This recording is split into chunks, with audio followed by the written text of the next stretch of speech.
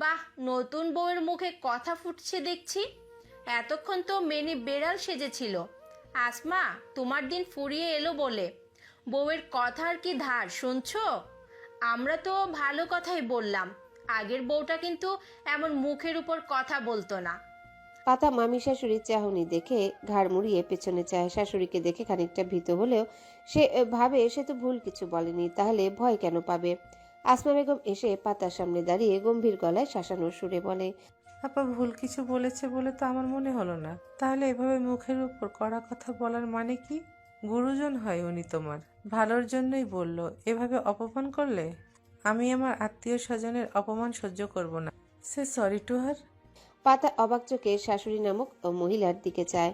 সে কখন অপমান করলো, কি এমন বলেছে তারা সবাই এত এত কটূক্তি করলো? কই তখন তো তিনি ভাবলেন না পাতা অপমানিত বোধ করতে পারে। আহ, পাতা দাঁতে দাঁত চেপে মাথা নিচু করে রাখে। এখন দোষ না করেও কি মাথা ঝুঁকাবে?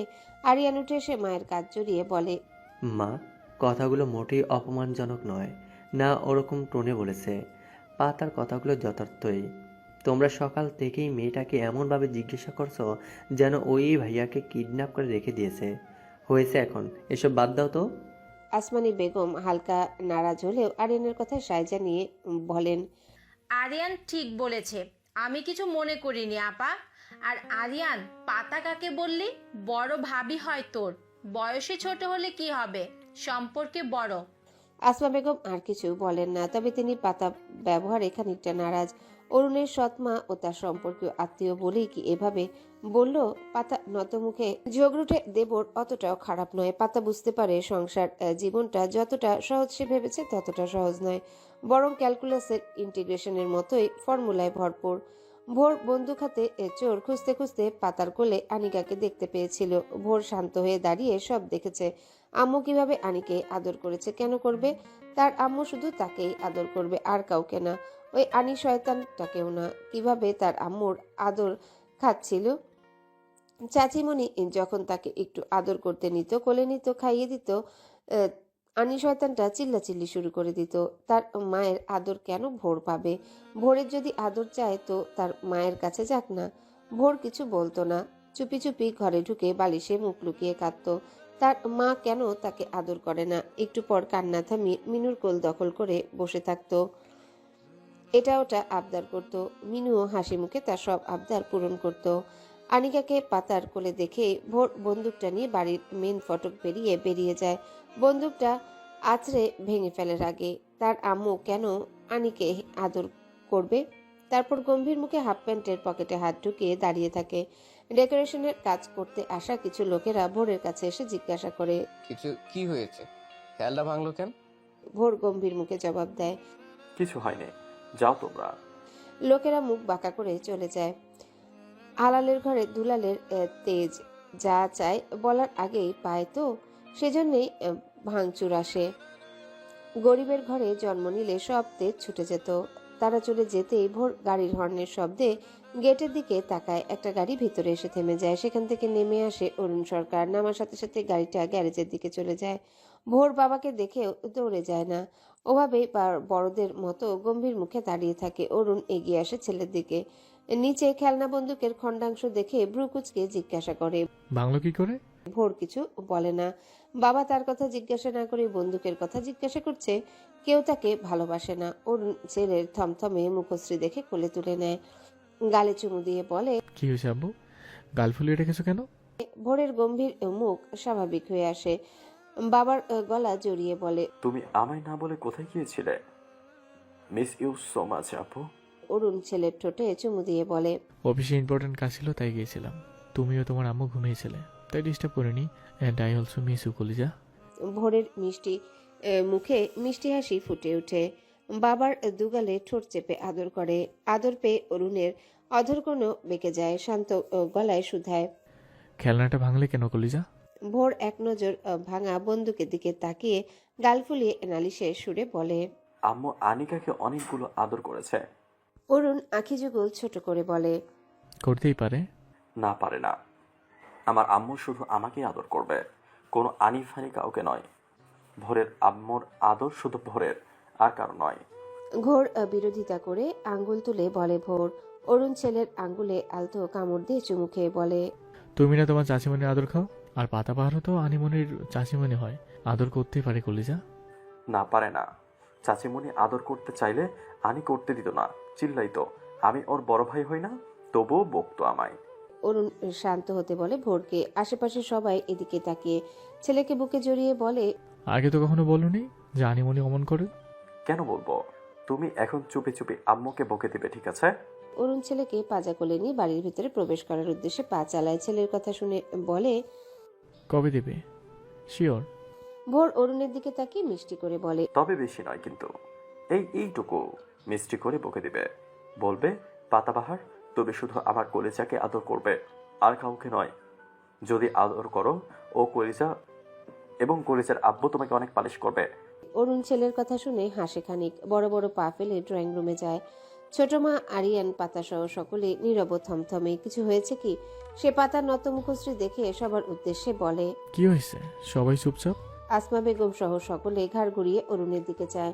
খানিকটা চমকেও যায়। পাতার সাথে এমনভাবে কথা বলা শুনতে পায়নি তো। পাতা অরুণের গলার আওয়াজ শুনেও মাথা উঁচিয়ে দেখে না একবার। আরিয়ান হেসে ভাইয়ের দিকে এগিয়ে যায়, হাসি মুখে বলে, কি হবে?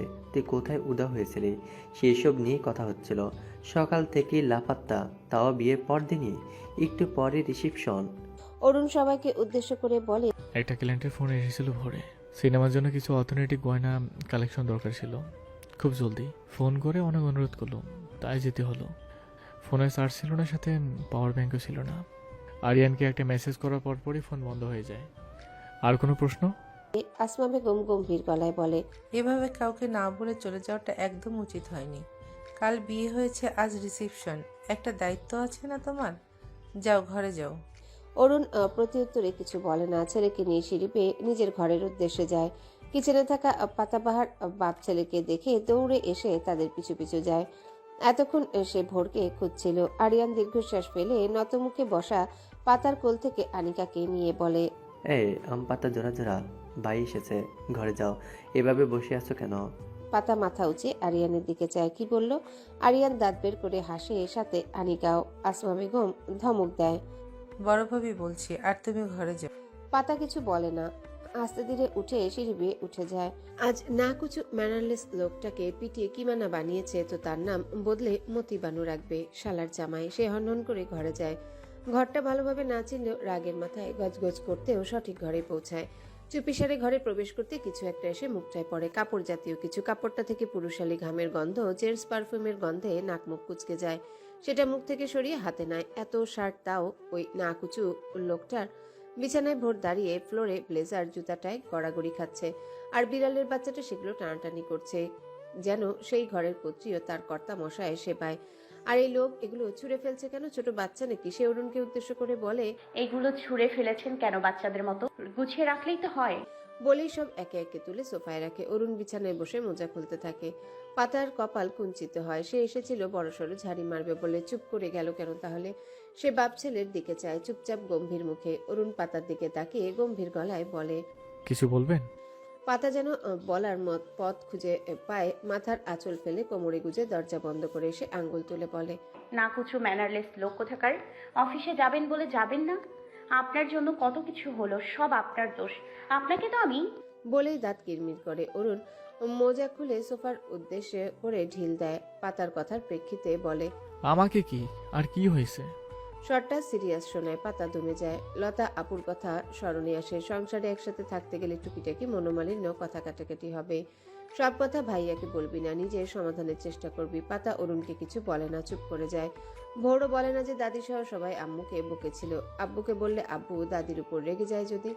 অরুণ পাতাকে চুপচাপ দাঁড়িয়ে থাকতে দেখে কড়া গলায় বলে, কি হয়েছে বলো? চুপ করে গেলে কেন? পাতা নাকের পাটা ফুলে উঠে। লোকটা তাকে ধমক দিল। ধমকাচ্ছেন কেন? কি হবে? প্রতিবেশীরা গুজুর ফুসুর করছিল বিয়ের পরের দিনই বর উধাও। কেন উধাও জানতে চোখ রাখুন সর্দার বাড়ি। কথাটা কৌশলে ঘুরিয়ে দেয় পাতার সাথে নিজের বুদ্ধির বাহবা দেয়। অরুণ বুঝতে পারে ব্যাপারটা, তবে কিছু বলে না। ছেলের পরনের টি শার্ট খুলে দিয়ে ডাকে, পাতাবাহার। পাতাজি বলে বিরক্তিকর ভঙ্গিতে নিচের দিকে চায়। বিড়াল শাবকটিও মেয় মেয় করছে, যেন কর্তাটা তাকেই ডাকছে। সে পা দিয়ে ঠেলে সরিয়ে দেয় প্রাণীটিকে। অরুণ সেটা খেয়াল করে বলে, লাথি লাগলো তো ও মিস পাতাবাহার। লাগুক, আমার সাথে ঘেসলে লাথি কেন, ঝাঁটা পেটাও খাবে। বিড়াল শাবক কি বুঝলো কে জানে, লেজ নাড়িয়ে চলে গেল ব্যালকনিতে। সে রাগ করেছে। পাতা অবাক হয়, বেশ রাগ করলো নাকি বিড়ালের বাচ্চা, কিন্তু তার কথা বুঝলো কিভাবে? সে অরুণের দিকে তাকিয়ে বলে। কি যেন বলতে চাইলেন? অরুণ পাতার সামনে বুকে হাত গুজে দাঁড়িয়ে বলে। আপনার নামে ইয়া বড় নালিশ আছে। পাতার কপালে ভাঁজ পড়ে। কিসের নালিশ? কেই বা করলো? অরুণের দিকে জিজ্ঞাসু দৃষ্টিতে তাকালো। অরুণ গম্ভীর মুখে বলে। ভোর করেছে নালিশ, তুমি নাকি আনিবুড়িকে অনেকগুলো আদর করেছো। পাতা ভোরের দিকে চায়। ভোর নালিশ করেছে আনিকাকে আদর করেছে, এতে নালিশের কি আছে? অরুণ পুনরায় গম্ভীর গলায় ভোরের বলা কথাগুলো কপি করে পেস্ট করে বলে। পাতাবাহার, তুমি শুধু আমার কলেজাকে আদর করবে, আর কাউকে না। যদি আদর করো, কলিজা ও কলিজার আব্বু তোমাকে অনেক পানিশ করবে। বলে ভোরের দিকে তাকিয়ে বলে। মিষ্টি করে বকে দিলাম, এখন হয়েছে? ভোর মাথা নাড়িয়ে বোঝায় হয়েছে। পাতার মস্তিষ্ক বিষয়টা ক্যাচ করতে পারে। আনিকাকে আদর করেছে বলে ভোর গাল ফুলিয়ে নিয়েছে, তো বাপের মতোই জেলাসিতে ভরপুর। সে ভোরকে কোলে নিয়ে গালে টপাটপ চুমু দিয়ে বলে। কি হিংসুটে ছেলে, একটু আদর করেছি তো কি হয়েছে, কি কিউট পুতুল মেয়ে, তাই আদর করেছি। সে তো তোমার বোন হয়, তাই না? ওকে একটু আদর করেছি, তোমাকে বেশি বেশি আদর করব। বলেই ফুলো গাল আদর করে। ভোরের মন গলে না। সে গোমরা মুখে বলে। না, তুমি শুধু আমাকেই আদর করবে, আর কাউকে নয়।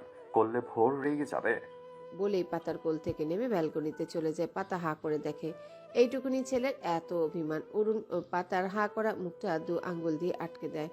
পাতা যেন সম্বিত ফিরে পায়। অরুণ পাতার কাজ জড়িয়ে ধরে বলে।